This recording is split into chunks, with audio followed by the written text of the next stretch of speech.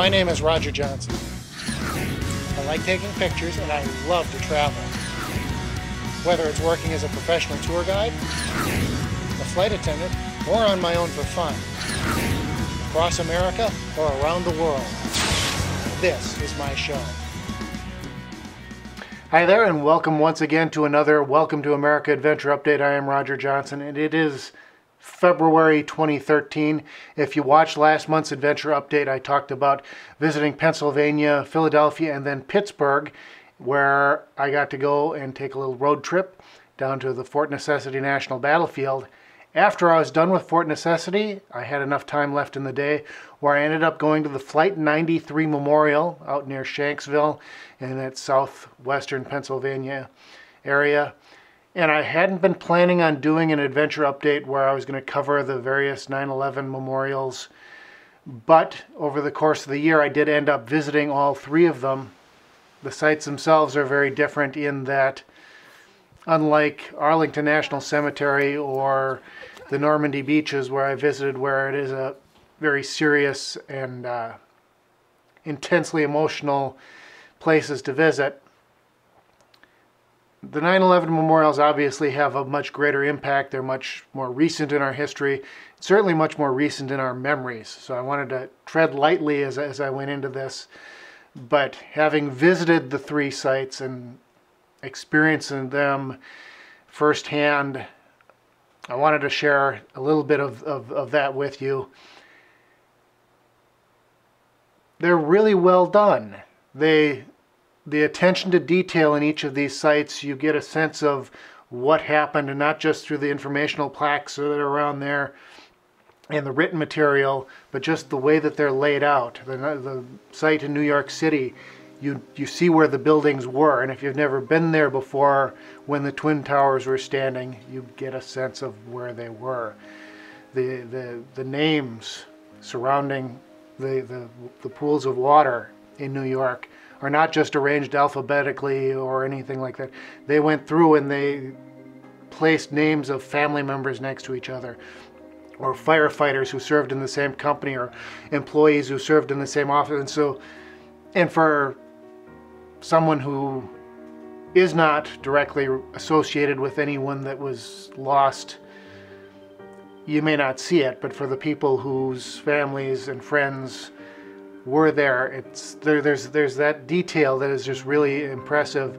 At the Pentagon, they've got a kind of an odd-looking bench that's a marker for each one of the victims, both in the building and that were on the plane that was used as a missile to crash into the Pentagon there. Depending on which way the bench is sitting, tells you whether or not that person was on the airplane or whether they were in the building. They have them lined up based by year of when that person was born. So at the one end was the oldest victim, and at the other end was the very youngest. After I had visited the memorial site at the Pentagon, it wasn't too far of a walk to Arlington National Cemetery. And at Arlington, there's a monument there as well to the victims of the attacks on 9/11.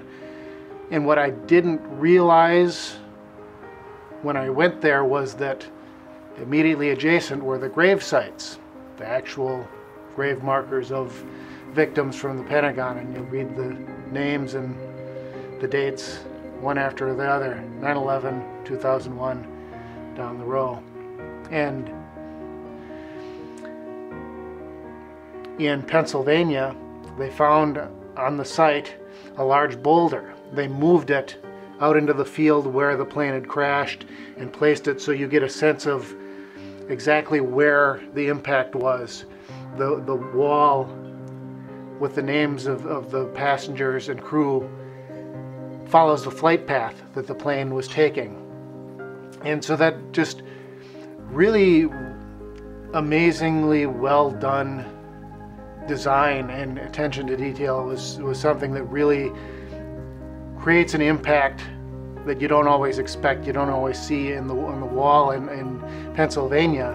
There's a name, and then underneath it, in almost ghosted letters, was the name of the unborn child of the mother whose name is right above it that you can see from far away. But and just these little details that you don't expect to see, all of a sudden they're there. And but the biggest thing that caught me off guard for all of the sites, I noticed it first in New York, but subsequently at the other sites as well, was seeing families with their young children. These were, and it's like also there's these kids that they're like 4 and 5 years. They weren't around when this happened, and for us, we saw it on TV. A lot of people in New York and Virginia and Pennsylvania, people were there and saw it, and for these kids, it's something new that happened in their history. It's the same. It's like Pearl Harbor to us, for younger generations of Americans, or Antietam, or something in the Civil War or the American Revolution. And ultimately, that's why we build these things. One, so that we can remember, but so that future generations can know of the trials and adversity that we faced in our time. And that's a big reason of why I visit the historic sites that I do, whether it's battlefields in Normandy or going to Arlington National Cemetery, or Civil War battlefields. I had an opportunity on another overnight with work in Washington, D.C. Rather than going into the city, I decided to rent a car and head south into Northern Virginia, where I visited the Chancellorsville and Spotsylvania Courthouse National Military Park. I think I got that right. It's the longest official name of any national park in the U.S. National Park System. And according to the National Park Service website, that battlefield park is considered the bloodiest soil in North America. Over the course of 18 months, 4 major battles took place there. 100,000 casualties, that includes killed, wounded, missing in action. That was the kind of thing that was going on over the course of that 4-year war between 1861 and 1864. It is over the next 4 years, or we're in the middle of it now. It is the 150th anniversary of the Civil War.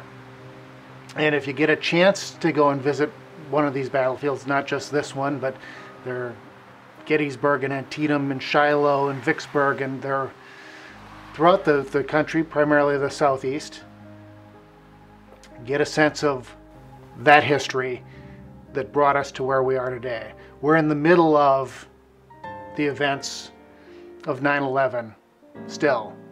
They're shaping who we are and what we're going to become. But the events of the Civil War we can look back at and see how that changed the country in very positive ways, despite all the struggle and bloodshed and horror. And again, that's why we visit those places. That's why we remember those people who fought and struggled. That's it for this month's Adventure Update. I'm not sure what we've got planned for next month. We've got a few things still that I've gone to and done and shot video of, but we don't know which one we're going to edit together next. So check out the website. Until then, welcome to America.us. The movie 50states50days.us. Shoot me an email if you've got any questions, comments, whatever it is. Roger at welcome to America.us. That's it for this month. We will see you next time.